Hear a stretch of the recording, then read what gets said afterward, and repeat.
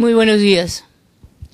En primer lugar, agradezco a la Academia Nacional de Medicina, a su presidente, al doctor Patrick Wagner, y a su secretario general, el doctor Morales, presentes aquí, y a todos los distinguidos miembros de esta extraordinaria y especialmente notable Academia de la Medicina, por haberme invitado esta mañana para tratar un tema sumamente interesante y muchas veces seguro que podría generar mucha polémica y discusión. Es el tema de la impunidad, pero agradezco esta distinción y por supuesto he venido con mucho agrado a hacer una exposición solo durante 40 minutos, tal como se me ha indicado. Me voy a permitir expresar en primer lugar sobre lo que abarca el concepto de impunidad.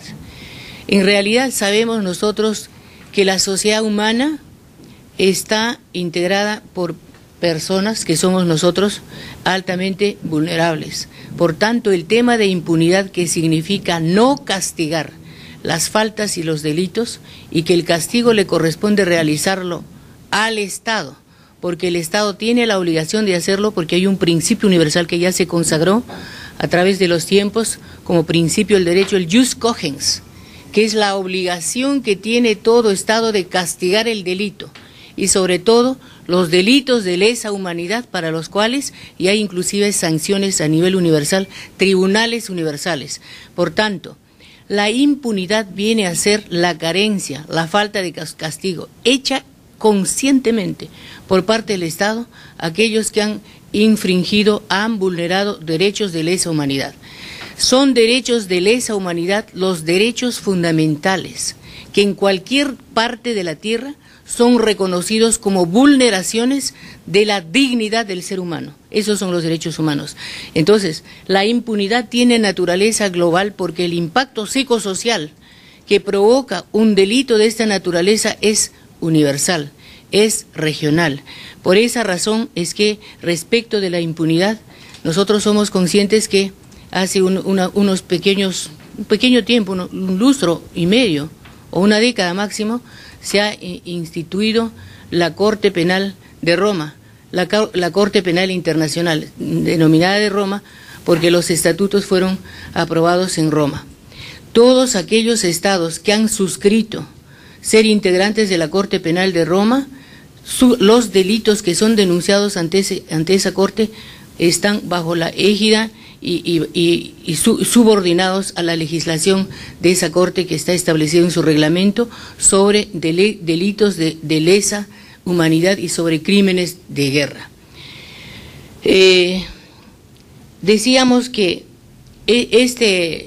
la impunidad es universal y por tanto compete a todos los estados del mundo hacer las previsiones para la defensa de los derechos fundamentales. La Constitución que rige para todos los estados del mundo, porque la Constitución, que es la norma fundamental por la cual se crean los elementos y el procedimiento para que exista el Estado, y el Estado tiene una serie de derechos y obligaciones, y una de las más importantes obligaciones del Estado es preservar, es tutelar, es respetar la dignidad del ser humano. Por tanto, si compromete el tema de la impunidad, la dignidad del ser humano, el Estado tiene la obligación de sancionar, de castigar. En este tema de la impunidad, si es que nosotros partimos de la base de que es castigar al que infringe y al que comete delitos de lesa humanidad, tiene su evolución, por supuesto, como todo lo que se ha consagrado en el derecho moderno. Es la impunidad como tema universal también es antiguo y ha existido en todas partes del mundo y se da a menudo todos los días, todo tipo de impunidades. Antes que existiera la Constitución y cuando se encontraba en plena evolución el derecho, existía, por supuesto, también el deseo de castigar, y así se conoce como la ley de Talión, que es sanciona para establecer e imponer una estricta igualdad entre las personas víctimas y también los victimarios. Y el otro apotegma que conocemos, ojo por ojo y diente por diente. Ha dicho Hobbes en el Leviatán que el ser humano, no porque es bueno, acepta subordinarse a la autoridad pública, sino porque le conviene, porque sabe que puede ser en cualquier momento destruido por una fuerza mayor, por un poder mayor del que cree que tiene. Y entonces es mejor reconocer un poder público, reconocer una organización que centralice el poder público para que pueda defender los derechos de las personas. Y de esta manera, a través de los siglos, se ha ido mejorando las políticas, los conceptos jurídicos, y culturalmente la sociedad ha venido avanzando hasta que hoy día conocemos que la impunidad es también una manifestación de transgresión de los derechos fundamentales. La impunidad también es delito de lesa humanidad, porque hay el deber de castigar al que viola los derechos fundamentales y no lo hace, comete un grave delito. Desde el punto de vista de los ámbitos que abarca la impunidad, hay tres tipos de impunidad: la impunidad penal, la impunidad moral y la impunidad histórica. ¿En qué consiste la impunidad moral, la impunidad penal? Consiste en que se mantiene por largo tiempo a personas, se mantiene por largo tiempo a las víctimas de las violaciones de sus derechos sin que haya ninguna sanción. Y esto se realiza porque el Estado se mantiene indiferente. Y la indiferencia, indiferente en forma dolosa o simplemente porque hay una serie de carencias. No tiene, por ejemplo, una legislación adecuada, tiene una legislación anacrónica, no se hace la denuncia para la acción penal, los jueces están parcializados. Por esa razón hay la impunidad de naturaleza penal. Y por supuesto el Estado no cumple su deber. La impunidad de naturaleza moral es cuando hay una especie de complacencia o de complicidad de la propia sociedad, que no sanciona al violador de los derechos fundamentales. Contrariamente, va propalando de que, estigmatizando a la víctima, burlándose, riéndose de que no le pasó nada y por último, no existe el delito. Pero para que la sociedad haya reaccionado así o reaccione así, tiene que haber una previa preparación de aquel poder que es el propio Estado, porque el violador es el Estado, para que quede en la impunidad esta victimización de la persona y la sociedad no responde, oculta, calla, estigmatiza a la víctima. Y hay muchas formas expresadas en la vida real de este tipo de impunidad.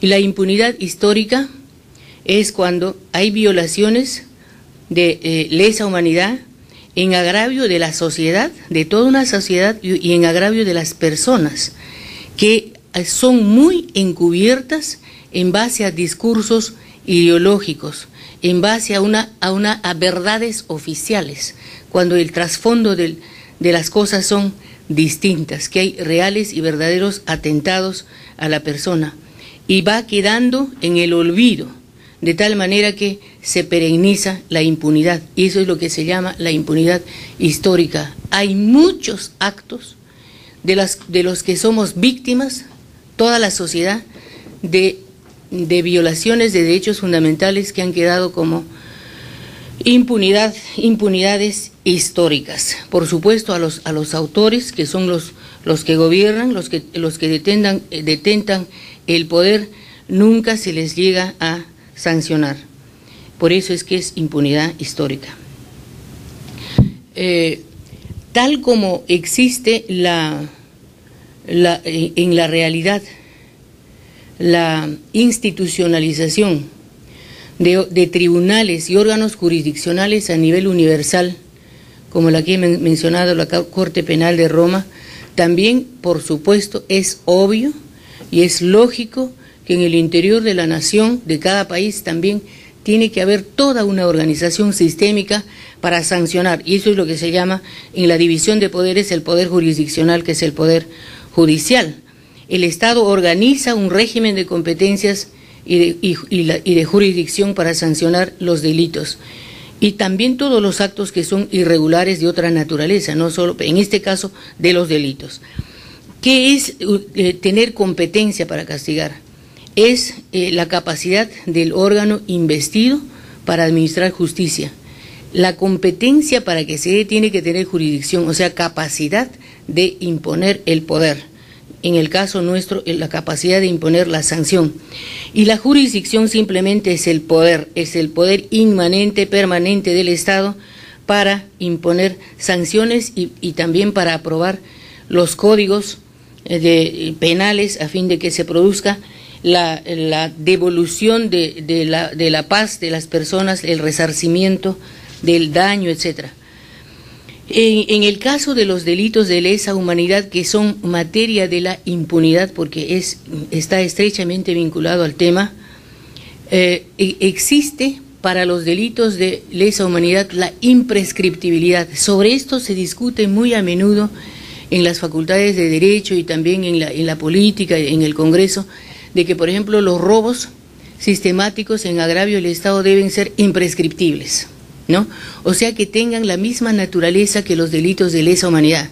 Los de lesa humanidad son los atentados a la dignidad de la persona, a la vida, a la libertad, al derecho al patrimonio, a la seguridad, todo lo que nosotros requerimos para mantener nuestra vida, nuestra libertad, nuestra inteligencia y nuestra alegría de vivir. Si eso se violenta, es de lesa humanidad. Entonces, van a ser imprescriptibles los delitos contra el patrimonio de las distintas modalidades en agravio del Estado cometidos por personas que han tenido la capacidad y la potestad y el privilegio de administrar esas rentas, también esas deben ser imprescriptibles. Sobre eso hay una inmensa discusión, si se puede comparar la lesa humanidad con los delitos patrimoniales.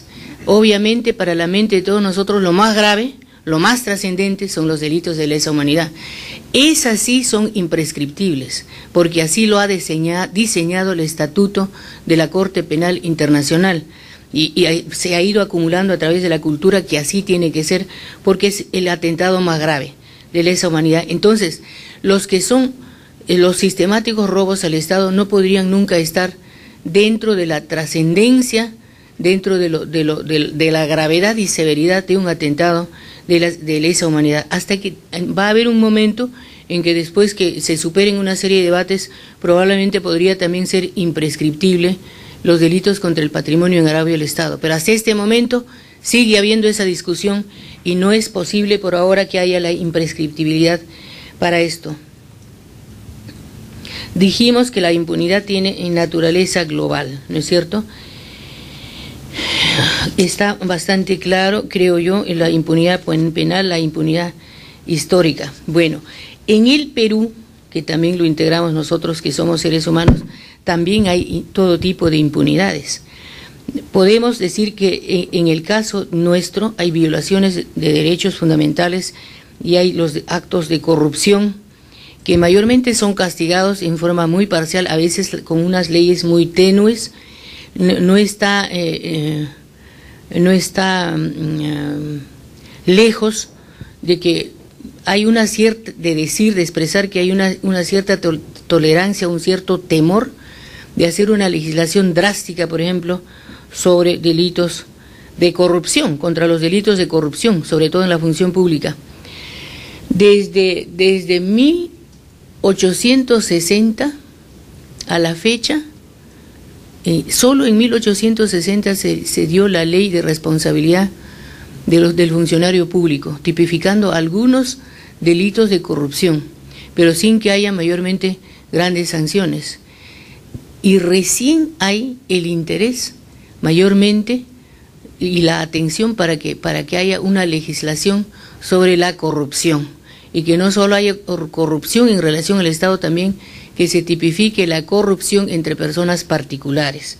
Entonces, si ha habido esa dejadez, existe esa situación que es un vacío, y por eso existe tanta impunidad.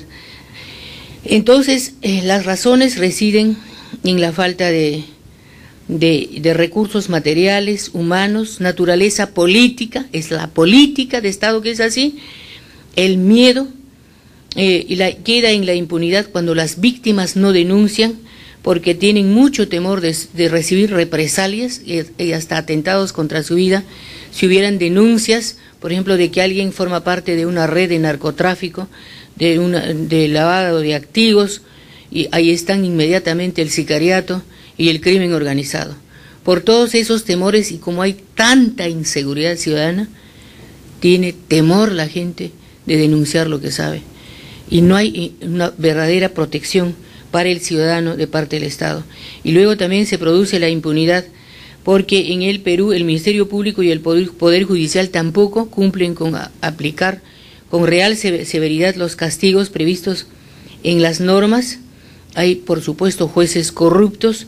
Estos jueces corruptos y fiscales corruptos muy pocas veces son destituidos, y una vez descubierta la venalidad en las que han estado navegando durante el ejercicio de su función, ya nadie más se encarga. En el mejor de los casos se le destituye, pero nunca más nadie va a abrir cuál es la riqueza con la que queda. Mayormente puede mostrar, y no puede mostrar, desbalance patrimonial, porque también utiliza testaferros. Y esas fórmulas más sofisticadas tienen que también ser investigadas por gentes especializadas.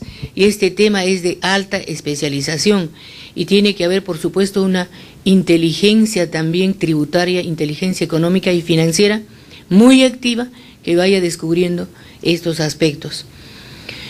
En consecuencia, sobre estos temas de la corrupción en relación al patrimonio del Estado y al manejo de los dineros públicos, hay mucho todavía por trabajar.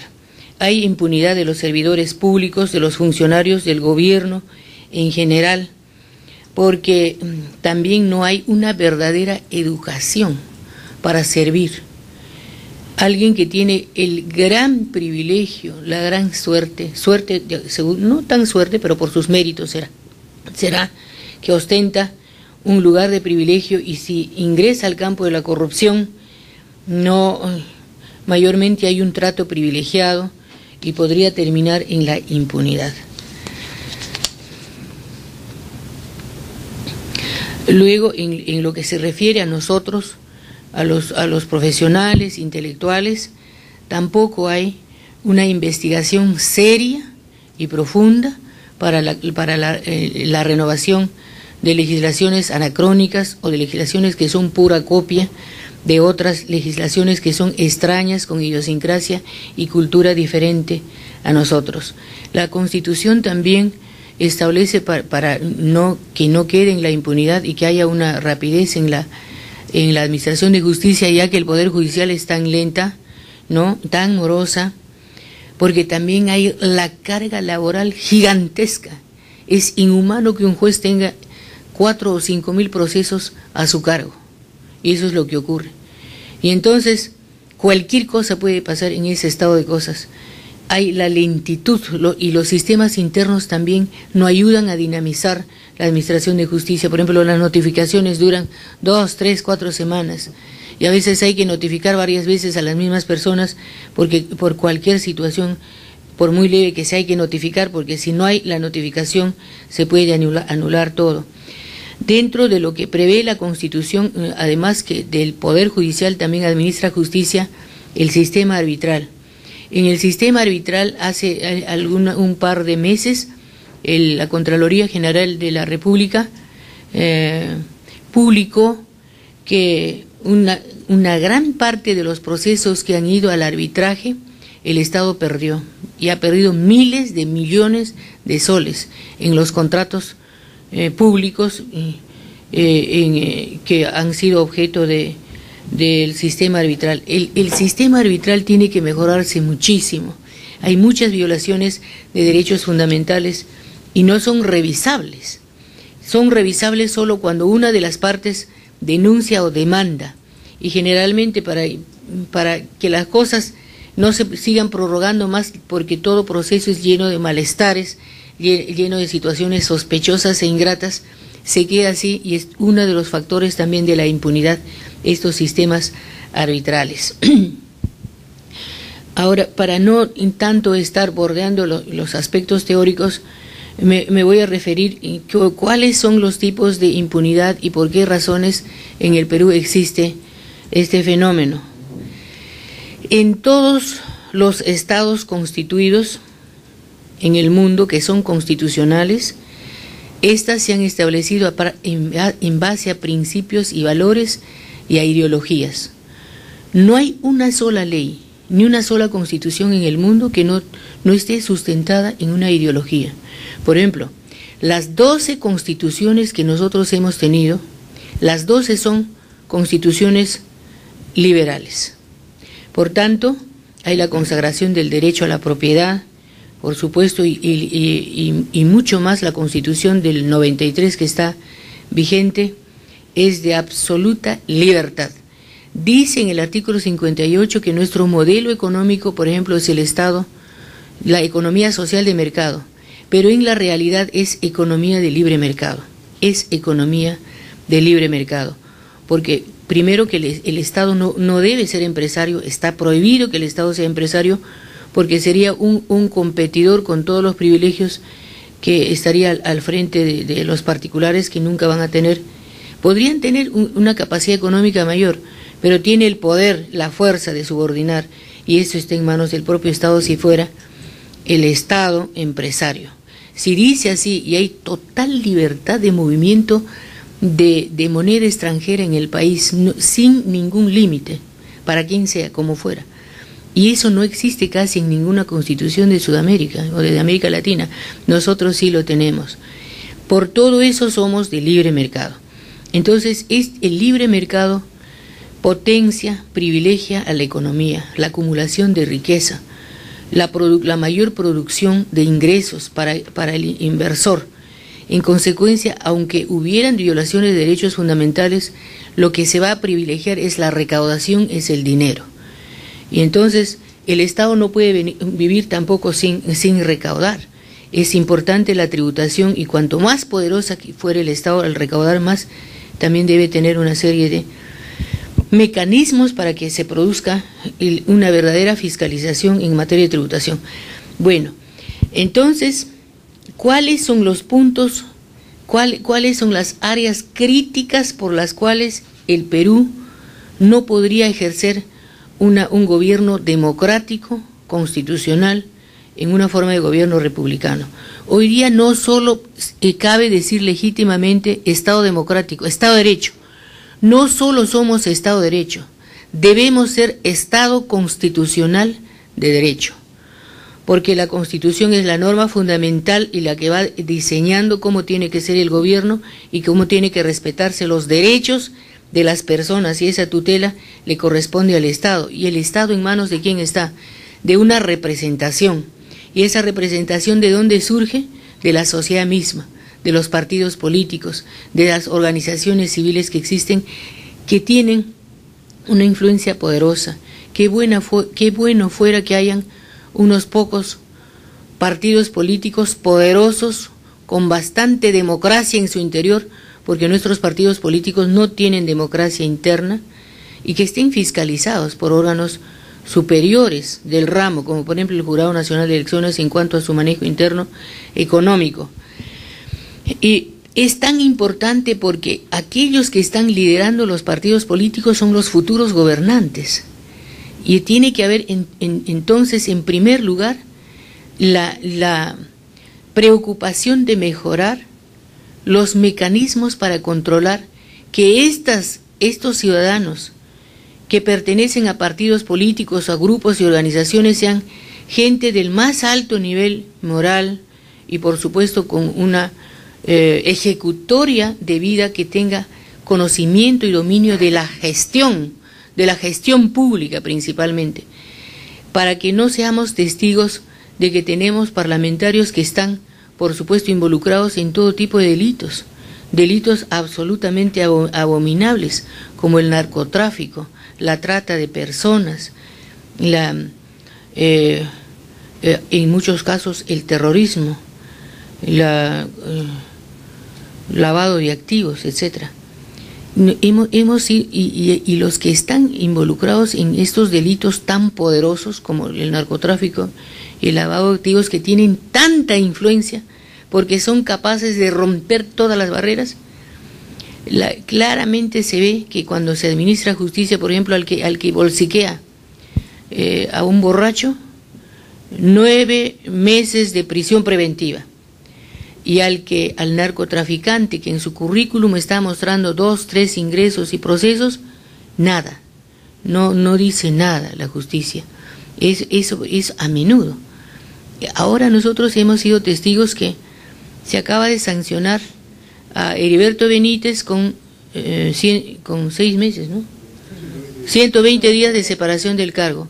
Y al otro señor que le encontraron miles de toneladas de clorhidrato en su casa de Huanchaco, en La Libertad, que es este señor León, 60 días. ¿Qué pasó? ¿No? Eso, por ejemplo, está mostrando mucho que tiene que haber otra calidad de parlamento. Entonces yo en primer lugar voy a decirles rápidamente, porque creo que ya estará por cumplir el tiempo, de cómo tenemos que mejorar los niveles profesionales, la calidad, la experiencia, la moral de estos representantes. Somos testigos que en estos días ha habido un esfuerzo del Jurado Nacional de Elecciones de presentar un proyecto de ley de reforma electoral. Varias cosas he rescatado de ella y también algunos puntos de vista que yo hice también una tesis sobre esta materia. A mí me parece muy correcto y muy atinado que en ese proyecto se está estableciendo, y esa parte todavía no ha sido aprobada, la creación de la ventanilla única de antecedentes para uso electoral. Este sistema opera ya en muchos países, o sea que el votante debe saber cuando abra la relación de candidatos cuál es la ejecutoria del candidato, qué procesos penales ha tenido, si tiene deudas tributarias, si ha tenido procesos por alimentos, procesos por filiación, que parece que son gravísimos que para un gobernante que ocurra eso, porque lo más importante y el centro de la atención es el ser humano, ¿no es cierto? Y su dignidad, que tiene derecho a un nombre y una serie de derechos a desarrollarse, a ser una persona feliz y superior. Entonces, en esa ventanilla única de antecedentes, todo se va a encontrar, los antecedentes de cada candidato, para que los sufragantes, la ciudadanía, sepa quién es quién. Así se evitaría, por ejemplo, el caso de Waldo Ríos. Waldo Ríos fue congresista, no sé por qué partido, creo que por la de Olivera, y luego cuando se produjo las elecciones era de Olivera, y en los Vladivideos apareció recibiendo $10.000 de Vladimiro Montesinos para pasarse al grupo de Fujimori. Ha ganado las elecciones con una abrumadora mayoría para reemplazar en el cargo a César Álvarez, que es una región muy rica, porque recibe 2.000 millones de soles al año, sin contar las asignaciones presupuestales, y también el 2% del IGB, que también va tanto al gobierno regional como a los municipios, que hay participación de eso. Entonces, tremenda cantidad de dinero en manos de una persona con estos antecedentes.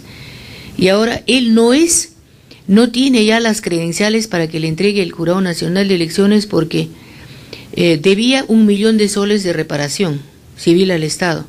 Pero como ya lo eligieron y va a estar en el poder, mucha gente ya le ha regalado, por supuesto. Y entonces ha entregado y ha dicho, pagué el millón. Y han analizado quiénes son los que aportaron 50.000, 60.000, 100.000, 200.000. Gentes que están en Infocor, gentes insolventes, ¿no es cierto?, que no tienen ninguna capacidad económica para que pueda pagar esas cantidades de aportación al millón. Ya tiene que desaparecer ese tipo y él sigue reclamando que va a ir a todas las cortes internacionales para que le den el cargo. No, esto, por ejemplo, es algo que llama la atención poderosamente y es tan obvio que no corresponde que se la den, y el Poder Judicial ya lo debe haber eliminado, pero la legislación es tan frágil, tan débil, que permite estas cosas. Luego, en la reforma de la ley son leyes, ¿ah? Dentro de lo que es la reforma del electoral, esas son leyes especiales dentro de la reforma. La ley sobre la hoja de vida, que el Jurado Nacional va a administrar y va a tener la capacidad de separar a todos los candidatos que no tienen los requisitos morales, los requisitos y las condiciones personales para el cargo electivo. La ley del escaño vacío es una sanción que se va a imponer al partido político que puso a un congresista que tiene una serie de antecedentes, pero entre ellos los que va a merecer el escaño vacío es el narcotráfico, lavado de activos y el terrorismo. Estos van a ser desaforados y por supuesto no va a haber el reemplazo por el accesitario y se va a quedar la silla vacía. Ese es el castigo. Qué bueno, siquiera eso. La ley del retorno a la bicameralidad. La bicameralidad lo merece el Perú. Históricamente hemos tenido siempre, con una excepción por un corto tiempo, hemos tenido 2 cámaras. La segunda cámara tiene mucha importancia. Mejora las leyes que han sido sancionadas muchas veces por impericia, por intereses ocultos, con una serie de conflictos de intereses en la primera cámara, que se llama la Cámara Joven. Lo perfecciona, lo mejora. Se entiende que el Senado está integrado pues por gente con toda la madurez del caso, casi sabios tienen que ser, y ¿cuántos de ustedes estarían en el Senado, por ejemplo, con todas las altas calificaciones que poseen? Y eso es importante, y dentro del escenario internacional solo tienen una cámara los países que son pequeñitos, nada trascendentes, con poca población, con muy pocos recursos naturales, como por ejemplo que son los países centroamericanos, que casi ni debieran ser estados, porque hay estado y hay estados inviables, que como una moda, porque después de las esclavitudes, después de las colonias y de las revoluciones, todos querían ser estado y se han constituido en estados cuando no tienen las condiciones, ¿no es cierto? Esos tienen una sola cámara. Y bueno, como Costa Rica, por ejemplo, tanto se diferencia que no tiene, en un momento no tiene Fuerza Armada. Ellos dijeron, somos un país pequeño, los recursos que vamos a explotar y para aportar al Estado no alcanza para sostener un equipo y un plantel de gente tan grande como es la Fuerza Policial y las Fuerzas Armadas. Y además la experiencia de que las botas mandan, y a menudo hay toda clase de robos de la soberanía del pueblo y el asalto al poder, y entonces son sometidos el pueblo. Y es una de las naciones mejor constituidas y con alto nivel de vida, que está hasta 10 años atrás estaba en el 25º lugar como los mejores estados del mundo para vivir, por ejemplo. Luego, ese es el retorno a la bicameralidad. Ley contra el transfugismo, que también es otro tema de carácter moral con gran trascendencia. La ley de eliminación del voto preferencial. Todos los congresistas saben que es muy negativo, y además el que exista el voto preferencial hace que el Congreso esté totalmente desacreditado, porque la gente llega por el poder económico que tiene y ni siquiera es agradecido con el partido político que lo puso en la lista, porque dice que yo he sido elegido por mí y no por el partido, ¿no? Y no tiene ninguna lealtad, ningún principio. Entonces, pero esta forma de llegar es fácil para muchos que están con bastantes recursos, y por eso hay hasta ahora, no obstante que son conscientes que no sirve, hay mucha resistencia. Pero también hay el otro concepto: se elimina el voto preferencial y vuelve el régimen de la partidocracia. En los partidos, en primer lugar, le pongo a tal y tal y tales personas que son los que quiere el partido, que entonces ya lo eliminan al resto, que también tiene una serie de condiciones.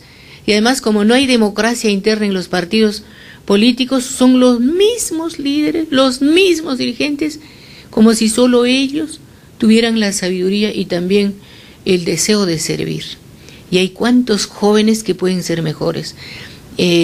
Entonces tendría que haber una legislación para que no vuelva a la partidocracia. Tiene que haber una elección tan clara, tan transparente como tendría que ser la ubicación de los candidatos y no a dedo o disimuladamente siempre a dedo, como siempre ha ocurrido. La no reelección de los presidentes de las regiones que ahora se llaman gobernadores y alcaldes. Este tema ha sido un tema de mucho debate, conflictivo, diciendo que gana experiencia una autoridad edil y dónde lo va a ejercer luego cuando ya esté, porque en los 2 o 3 años recién aprende y recién toma conciencia y luego ya no va a hacer nada. Tal vez esto se reforme, pero que tampoco haya pues la reelección perpetua, ¿no? Y la crítica está en que han hecho la no reelección, pero no para los congresistas no. Como tienen la sartén por el mango, ellos no se han puesto la no reelección. Y de modo que yo conozco a muchos parlamentarios que tienen el orgullo de haber sido 45 años o 50 años parlamentarios, ¿no?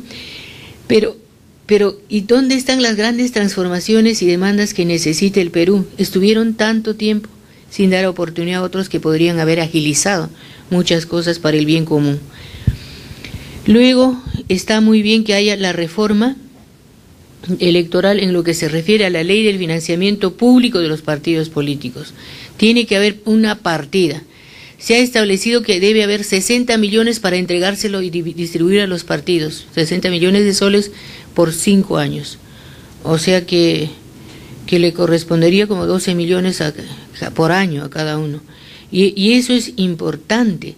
Y además que haya una fiscalización a los partidos políticos que, de acuerdo a la ley de partidos, que es bastante débil y necesita ampliarla y mejorarla, le han entregado la fiscalización de los ingresos, pero no en la ley de partidos no han dicho que tiene que haber, cómo tiene que haber la democracia interna, porque hay dictaduras dentro de los partidos.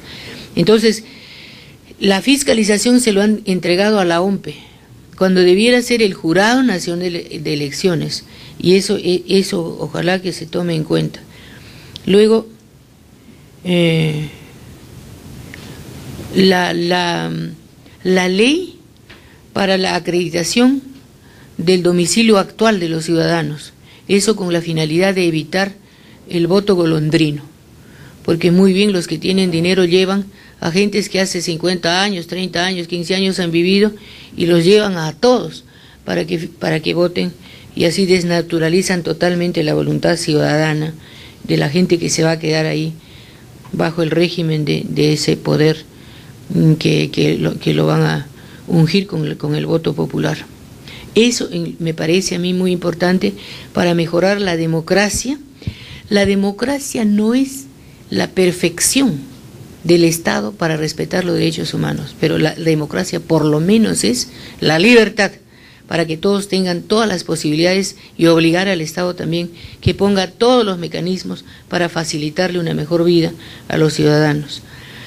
En esta parte también está prevista, eso me parece muy acertado, la creación de un distrito electoral para los peruanos residentes en el exterior.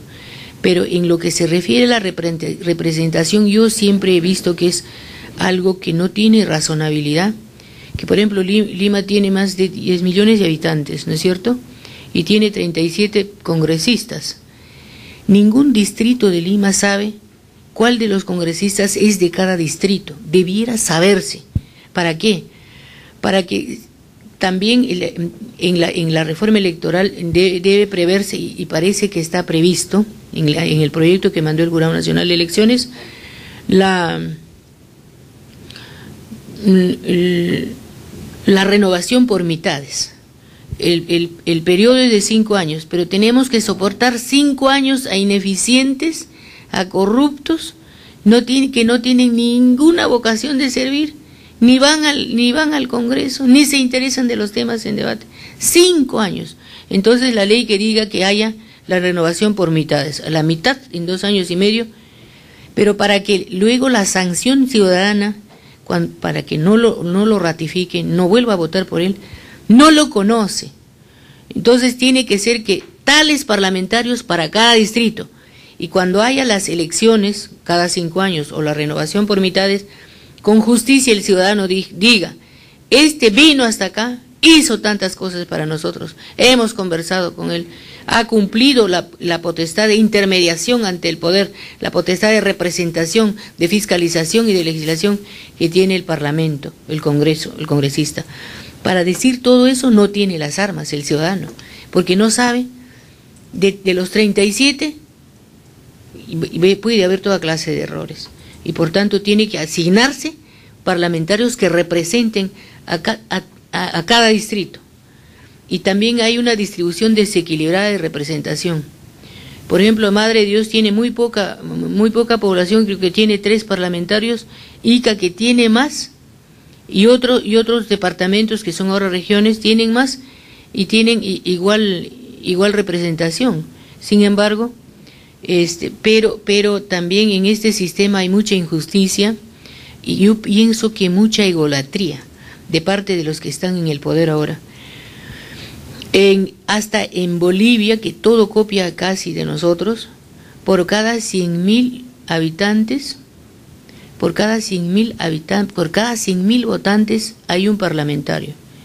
En el caso del Perú, por cada 400.000 habitantes hay un parlamentario. Y entonces no quieren ampliar las curules porque no quieren, pues quieren el privilegio de en pocas manos el poder. Dizque porque el pueblo no quiere, pero el pueblo no quiere por el mal ejemplo también. Están molestos y con razón. Luego otro tema que me parece que debe ser reformado para evitar la impunidad es la restitución de los derechos fundamentales que han sido olvidadas históricamente, ya que en el mundo actual hay, desde que son las constituciones, rigen las constituciones, y ya está difundido por el mundo entero el respeto a la dignidad humana, el derecho a la igualdad, la libertad, la seguridad, la propiedad.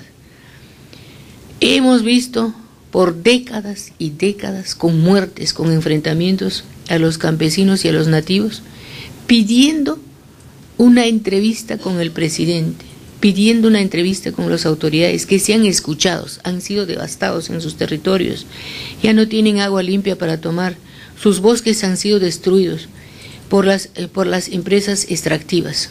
Nadie dice con total franqueza que esto tiene que ser atendido, tiene que ser, el Estado tiene el deber de atender, porque si no comete el delito de lesa humanidad. Ellos deben ser escuchados. Y tanto es su marginación, tanto es su humillación de esta gente que dice, yo no estoy oponiéndome a que haya la extracción, la explotación de las minas, del petróleo, no nos oponemos. Muy bien que todo continúe, pero que no dañen nuestras vidas. Yo le escuché hace más de 10 años a Hernando de Soto, y el otro día he leído una entrevista del abogado Garci, que dice que la derecha es insensible y se quedará solo con los empresarios. El que es dueño del suelo debe ser dueño del subsuelo, aunque haya oro, aunque haya petróleo. En muchos estados, de los 50 estados que tiene Norteamérica, en muchos de ellos hay la propiedad del subsuelo. Por ejemplo, Kuczynski es petrolero, tiene sus territorios donde se explota el petróleo. Y entonces, aquí, si hay los minerales preciosos, si hay el petróleo y el gas, el que es dueño del suelo ya no es nada, solo es el Estado, porque el Estado tiene capacidad de negociar y además se le va a hacer la concesión a aquel que ha hecho primero el denuncio. Y ningún peruano ni los nativos van a hacer el denuncio porque se necesita tecnología para saber dónde están concentrados los minerales. Y el que hace ese denuncio tiene derecho a la concesión. Esta norma es una tradición inglesa. En Inglaterra hasta ahora es así, pero en otros pueblos ya no es así. Entonces, este tema del tía María, el tema del baguazo, que ha sido tan doloroso para ambas partes, para el Estado con tantos muertos, y solo Dios sabe cuántos en el otro lado. Y todo eso, y yo recuerdo que ellos decían solo escúchenos y que y que nos ofrezcan todas las seguridades para que no dañen nuestras aguas, y después quedamos en la miseria, en la enfermedad y en el hambre. Y no cumplieron, el gobierno no cumplió, y hay esas reacciones. Entonces la solución, que sean dueños del subsuelo, y eso, aceptar eso, va a demorar, pero al final se hará eso. Entonces, eso es lo que va a calmar. ¿Por qué? Todos tenemos derecho a la propiedad. ¿Por qué tanto rige hasta ahora y tiene importancia la Revolución Francesa? Porque todo lo que dice la Revolución Francesa es compatible con nuestra naturaleza, con nuestra condición humana.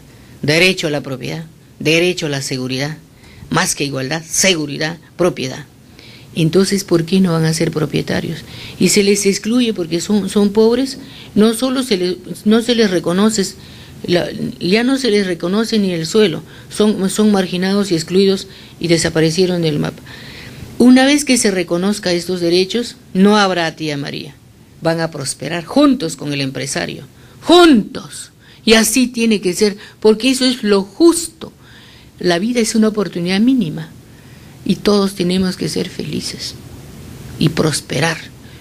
Yo pienso, y eso lo dijo, ahora no lo repite, no sé por qué, a Hernando de Soto ya no le escucho que repite eso, pero Gersi lo ha dicho en Perú 21 hace 3 o 4 días.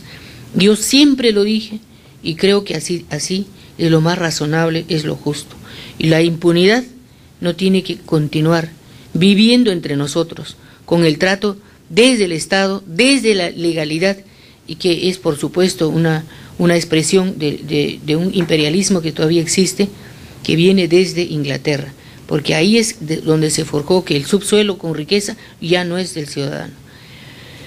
Bueno, y luego algunas reformas en el Código Procesal Penal. Ahora el proceso penal, hay dos tipos de procesos en materia penal: lo que está sujeto al Código Procedimientos Penales, que es el antiguo, y el Código Procesal Penal, que dice que todo tiene que ser oral, pero para eso necesita capacitación muy especializada y de alto nivel, tanto a los jueces, los fiscales, la policía, todos los que intervienen en el proceso, porque todo es oral, nada se escribe. Y además la defensa, el Ministerio de la Defensa, y yo lo he visto en Chile, tiene el mismo rango que el Ministerio Público, allá el que acusa y en este lado el que defiende, pero han olvidado a la víctima. De tanto defender al delincuente, el Ministerio de la Defensa, que el delincuente es delincuente por muchas razones, y hay el derecho a la defensa, y lo asume el propio Estado como Ministerio de Defensa. Y en el caso del Perú, el centro piloto para la aplicación de este nuevo sistema ha sido Huaura. En Huaura es cierto que rápidamente se han resuelto, siguen resolviéndose, pero contrariamente a ello hay un crecimiento desmesurado de denuncias y de delitos. Ese es un fenómeno que hay que estudiarlo. O sea, eso significa que no solo por agilizar y hacer bien un proceso penal ya vas a frenar el delito. Hay de estos brotes que se dan en la realidad muchas razones por las cuales se hace eso. Bueno, y otro tema de la salud es también uno de los temas más importantes. En este tema de la salud, que considero también que es una desatención del Estado al pueblo, hay toda clase de deficiencias de infraestructura. El servicio de salud en el Perú y en América Latina está desatendida en desmedro de amplios sectores poblacionales, y la peor enfermedad es la vida que llevamos, se dice. Las condiciones de pobreza, desequilibrio en la distribución de los recursos. El BID ha hecho un estudio y dice que para el sistema de la seguridad social, por ejemplo, no solo debe hacerse cargo el Estado, y debe ser mixto, Estado y particulares. Entonces se triplicaría, y mucho más que se triplicaría, el número de asegurados bien atendidos. Y en el caso del Perú hay muy maltrato al médico. Los médicos tienen unas remuneraciones muy bajas, de tal modo que las estadísticas, y lo ha dicho esto un dirigente médico,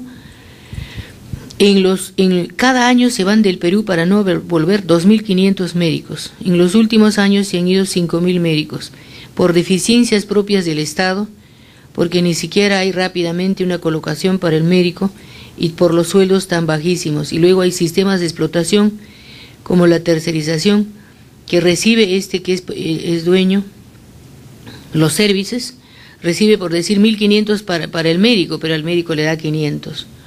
Y ese sistema, todos los candidatos dijeron que iban a eliminar, y no han eliminado hasta ahora. En el Perú hay solo 10 médicos para cada 100.000 habitantes. El 48% de los médicos están en Lima. Nuestros países vecinos como Colombia, Chile y Ecuador tienen 16 a 18 médicos por el mismo número de habitantes. En el Perú también hay carencia de especialistas, y eso lo he escuchado como un clamor de parte de los propios médicos. Por ejemplo, no había médicos especializados en pediatría, y habían reclamos de poblaciones frágiles económicamente como las barriadas de Lima o los pueblos jóvenes, y no había un especialista. No hay anestesiólogos, radiólogos principalmente. Y luego las facultades de medicina en todo el país no tienen un nivel educativo importante. Hay 35 facultades de medicina en todo el Perú y la mayor parte de ellas no tiene acreditación. Por ejemplo, eso es una crisis. Uno de los dramas que más afecta a la población infantil, por ejemplo, es la anemia. Y la anemia es tan grave que reduce la capacidad intelectual de la persona. Bueno, y esto en cuanto a que la demanda de salud, además, no solo tiene que ser que te abran las puertas de los hospitales, ¿no? Tiene que haber calidad, tiene que haber desplazamiento de todo tipo de conocimientos para sanar al enfermo. Y eso necesita mejorar toda la calificación de los médicos, que se dice estadísticamente que hay un atraso de 20 años. Hay que eficientizar, hay que mejorar los servicios. No hay centros hospitalarios, la infraestructura está totalmente limitada, reducida a lo mínimo. El Hospital Almenara tiene más de 75 años, el Rebagliati 50 años, el Loaiza más de 100 años, y ni un hospital más. Y está presupuestado para E-Salud, por ejemplo, invertir más de 200 millones cada año, y sin embargo no ha invertido nada porque tampoco hay fiscalización. Y están colocando los dineros en la bolsa. Y cuando van a la bolsa es solamente, y eso lo ha denunciado el congresista Belaúnde, el Vitocho, en su ayer, ¿no? Sí, García, Belaúnde García. Luego falta, por supuesto, mejorar una mayor fiscalización en un tema que recién apareció por primera vez en el gobierno anterior, en el 2008, sobre el pago de obras por tributos. Es otra forma de birlar los dineros del fisco, pago de obras por tributos, y este gobierno está utilizando al máximo ese sistema. Y generalmente las obras lo hacen las empresas que tienen su sede en ese lugar. Y entonces aquí tenemos obras por tributo. La primera en haber utilizado este sistema es la Sauder, la que más ha aprovechado. Como es un dulce, estas obras, aprovecha esta pera tan dulce de las obras por impuesto. Hasta la fecha ha dejado de pagar la Sauder 418 millones de soles por 10 obras. Construye algunas obras de infraestructura en las zonas donde opera, que mayormente le sirven. Y la SUNAT le ha condonado 245 millones, más 500 mil, por esta razón. Luego, otro de los que ha aprovechado es el Banco de Crédito. Ha realizado 45 obras y ha dejado de pagar 395 millones. Y dejado de pagar 355 millones y ha dejado de tributar 94.300.000 soles. Otro de los beneficiarios es la Telefónica. La Telefónica ha sido beneficiado con 82 millones que no paga tributos porque ha hecho 6 proyectos. También la Antamina con 79 millones.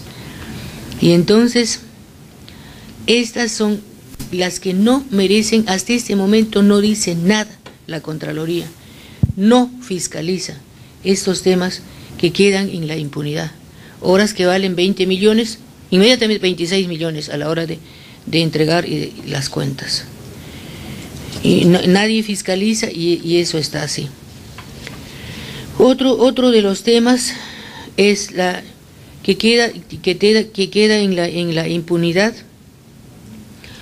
es que el pueblo exige limpieza y honestidad en la actuación de las instituciones tutelares, es en relación a la red de delincuentes que han aparecido en las propias instituciones jurisdiccionales, tanto en los juzgados como en las cortes, ¿no? Que todos callan, nadie juzga a nadie. El caso típico de la Centralita y la red de Orellana y la red de César Álvarez. Y hubo un proyecto de ley del expresidente del Poder Judicial, el doctor San Martín, diciendo que inmediatamente, frente a la sospecha y evidencias de la red de delincuencia de los juzgados y cortes, que están comprometidos en crimen organizado, en lavado de activos, en narcotráfico, debieran ser intervenidos.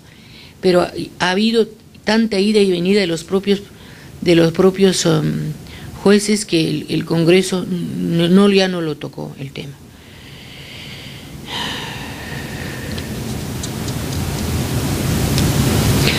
Unas formas para evadir y disimular y no hacer justicia reside, por ejemplo, en varios artificios que hacen los jueces para facilitar la impunidad.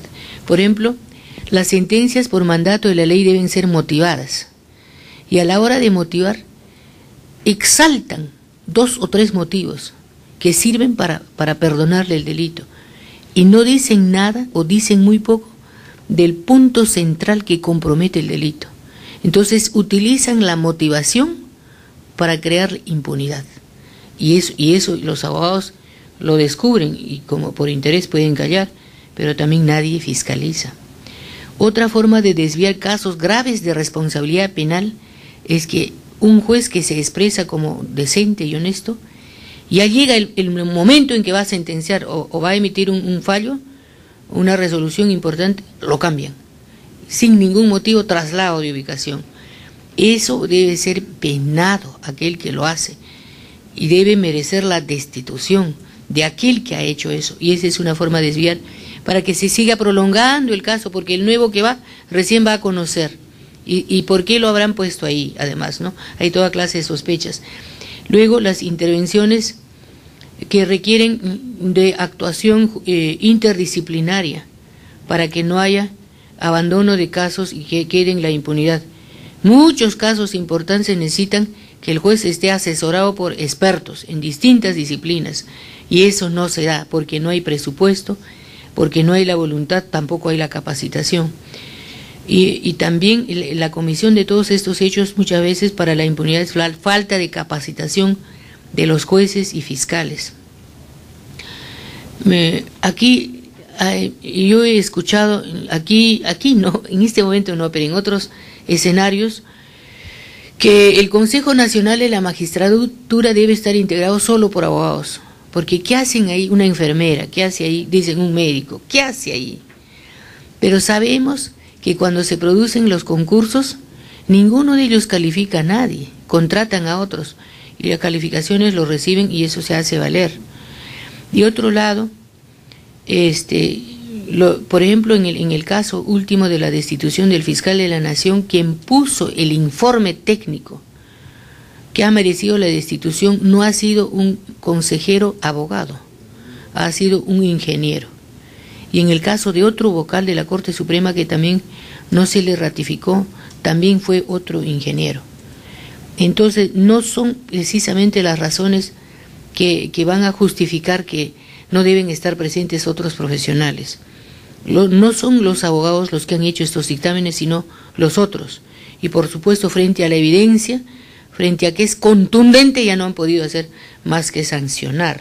Eso no quiere decir que los abogados sean flojos ni inmorales, simplemente este es un tema personal de cada quien, su formación, su ética, su moral y su compromiso.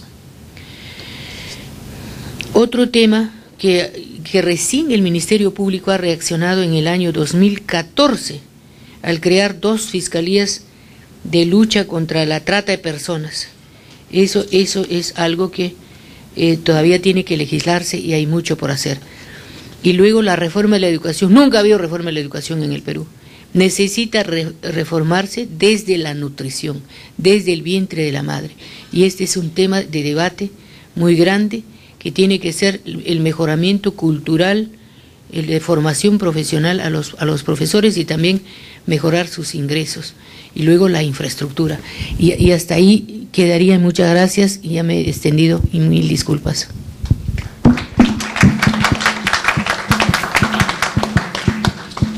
Muchas gracias, doctora Gabriela Sáenz, por su muy interesante exposición. Entramos a la segunda parte, entonces, de nuestra tertulia, que es el diálogo con la doctora.